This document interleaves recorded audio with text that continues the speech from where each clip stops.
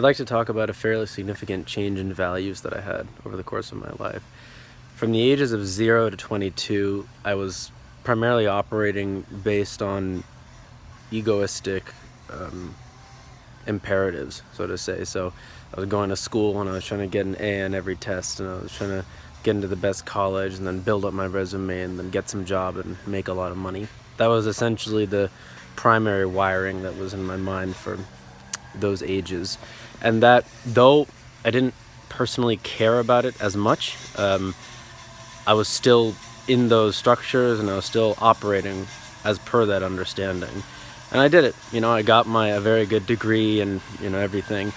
And through my 20s, things started to change. When I was 19, I had what I call a spiritual awakening.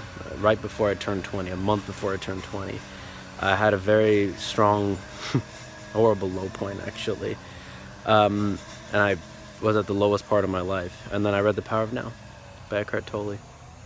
And he said, in the now, in the present, everything is there in the present. The present's the only thing that exists. And when you channel the power of the present, first of all, you dissolve your egoistic construct, and secondly, you live in reality and engage in it as it actually is. And a lot of people understand the book at that level. It goes a lot deeper than that, though, with extremely profound impacts at an existential level of dissolving one's own false personal identity. So, but nonetheless, I lived 19 years a certain way, and I just got a glimpse into a larger world. Like in Star Wars, the original Star Wars, Obi-Wan is explaining to Luke the Force, and Han Solo is like, no, there's nothing like the Force. It doesn't exist. I've been from one side of the galaxy to the next. There's nothing to tell me that there's one all-powerful force controlling everything. And so Obi-Wan has Luke put on this helmet that doesn't have so Luke can't see. And then Luke is trying to block the blast of this one little strange probe firing thing, right?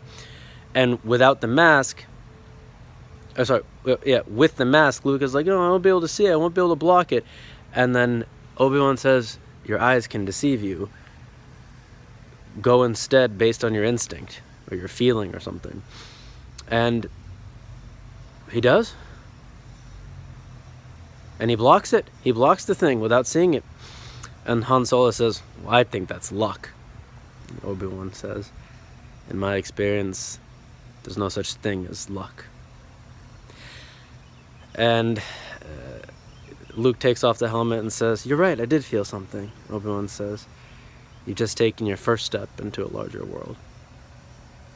So, with all that being said, when I was 19, I took my first steps into a larger world, whatever that may have been. Because had I not, I'd probably at present be some sort of banker or financial person or business person of some sort.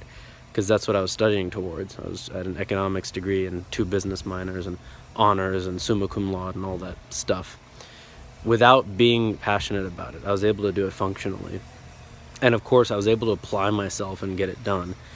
But I reflect on it in a way a little bit negatively because that wasn't right for me.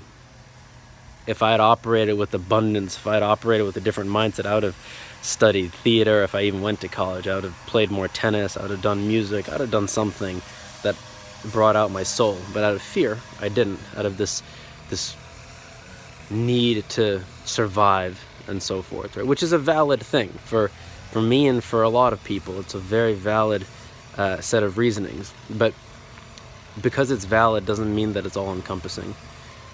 There could be other ways of doing things. There could be other skills to cultivate and develop that can lead to a survival that's far more thriving, far more rewarding internally and externally too. So but it comes with a change of personality. It comes with a change of value. So as time has gone on, I don't look at things from the standpoint of strictly from the standpoint of what's in it for me, right? I do, of course, still, and that's not bad. It's not egoistic. It's some of it is maybe, but it's rational, right? But I'm more interested in helping people. I'm more interested in using my knowledge and skills and abilities, many of which I did develop during college while I was studying business. I'm more interested in using those things for the service of things outside of myself. And it's paradoxical because it happens through me, and it is me doing it, and it also has an impact on the world too. So in a sense, it's the ultimate of both. It's both self-interest and external interest. They say that there's no true altruism, right? Because you feel good when you help somebody, right? And I think that's a cynical way to look at it. But in a sense, that in the way that phrase is framed, they're trying to say, oh, no one's actually good, they're just getting a selfish benefit. That's what that phrase means. But there is a true truth to that, and it's a good truth actually, because you should feel better from helping other people. You should feel better from doing things that are beneficial, both personally and universally.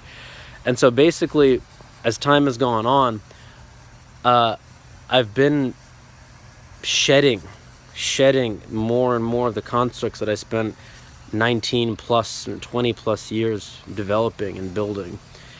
And what's happened as a result, I've started a band. I'm a speaker now. I talk about psychology. I talk about things like this. I reflect on experiences that I've had with, being with my dad close to his deathbed. I actually missed his actual deathbed, unfortunately. It's a story for another day. But I had an uncle who died also. A lot of older people who've passed away. But I'm trying to use what I have and what I know to help with more important topics than I could have with the more narrow mindset that I had when I was growing up. The more I learn, the more news I watch, the more TV I watch, the more I meditate, the more I live and experience, the more I see and feel things that are occurring through myself. The more I operate based on my intuitive faculties, the better I get at everything. And the more I'm able to put to use this body, this mind, this whatever this person that I am is comprised of, for things that are aligned with something deeper than an egoic construct in my mind. And I'm aware that from a normal standpoint, what I'm saying doesn't necessarily make sense. I know how to think normally, and I know that it can sound insane or unintelligible or whatever, but I'm simply speaking the truth of who and what I am, and this is what it is as far as I'm concerned. And whatever ways that may end up impacting myself and the world, I think will be a lot, I'm essentially assured actually it'll be much more for the better than it would have been had I continued operating like I was when I was 19. So I have a really great thanks to Eckhart Tolle. If you have not read The Power of Now and A New Earth, his two great books, I really recommend it. They've changed my life more than anything, more than any other books. You add up all the other books combined. The Power of Now encapsulates more than all of that. And The New Earth is a really, really good follow-up for that. But yeah, if you're struggling with some life change. Oh, you know what happened when I was 22? I went to acting school. That was a major thing. I met a great acting teacher, and I learned that, what was I doing for the first 22 years of my life? I was playing a character. Jay, who needs to go to college and do XYZ. Right? I was a character. I was a person just living out some psychology. And I still am now, right? We all are to some extent. In acting school, I realized, well, Jay is not as solid as I think he is, because quite quickly, through learning a script and learning another character, Jay can just become another character because he's acting, right? And then for the duration of the play or the skit or whatever it is, I am now some other person. I'm now inhabiting and embodying someone else's life, their words, their emotions, and so forth. And that's the beauty of acting. It sort of shows you, like you think, I have this problem, I have that problem, I have this problem, I have that problem, this happened to me, that. Well, that exists as far as you're concerned right now. But if you just become somebody else, like someone does, like an actor does, then you disappear. Then you become that other person. Then where does all the problems of yours go? See? So in that sense, I've learned to trust the universe a lot more too. The universe that has brought me here, that has given me these clothes, this everything, The manufacturing of this thing was done at some place, and I got the money in my hand through some means to acquire this, and I still have it, and so forth, right? The universe is giving me this technology to record and then disperse this information. All these things happen in this outside of my own personal will and control, and I'm utilizing these resources to the best of my abilities. And so I need to just trust that that same force, that large, all-pervading force, will continue to do what's right, and not need to, and I should not need to, on my own, erect fear-based auspices, fear-based hedges against reality, because I'm here to live in reality, whatever that may bring. It's brought me good things. I've had a very good childhood. For the first 8 years or so, and then it's brought me bad things. My father died when I was 25, which I consider to be fairly early in someone's life, and I've suffered through many things, but it's my letting go. It's my letting go of control. It's my letting go of the need to control my life. See, when I woke up this morning, I didn't know I'd be standing here giving this talk as I am, but in the flow of the now, I'm here, and I'm talking, and I'm still going spontaneously, and hopefully, whoever this may reach, this is impacting something similar, some similar type of change whereby you yourself can see whatever these mentalities are within yourself, which are no longer relevant, which are not based in anything but conditioning, fear-based conditioning, and allow yourself to recede from them, slowly or quickly. And then if you do that, then people around you do that too, and then we essentially end up living in a new earth where the mentality of things is more elevated because it's not based in fear.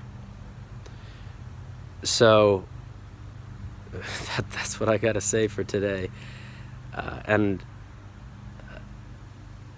there's more to do. There's more to let go of, because the conditioning is so deep, the fear-based conditioning, and for good reason, in a sense. Like, I'm aware people need to make a living, there's scarcity of resources, and so forth. I'm not unaware of that.